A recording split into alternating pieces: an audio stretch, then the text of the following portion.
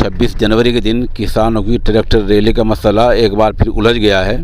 बताया जा रहा है कि 24 घंटे पहले मसला हल हो गया था, लेकिन आज रूट को लेकर मसला फिर उलझ गया है। पुलिस ये मांग रही है कि किसान रूट की निशानदेही करें, किन किन रूटों पर जाएंगे, कितने ट्रैक्टर लेकर आएंगे। उधर किसान रहनुमा सतनाम सिंह का कहना है कि पुलिस इजाज़त दे तो भी, न इजाज़त दे तो भी हर हालत में आउट रिंग रोड पर किसान रैली निकलेगी।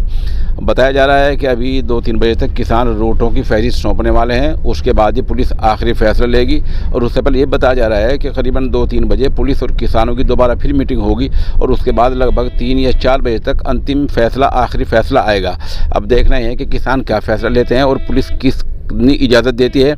अलबत्ता पुलिस ने 2 बातें साफ कर दी हैं। एक तो ये कि सरकारी जो गणतंत्र दिवस पर जो परेड होगी ये उसके बाद ही निकल पाएगी। दूसरे के कि दिल्ली सेंटर में किसान नहीं घुस पाएंगे, किसान नहीं दाखिल होने पाएंगे।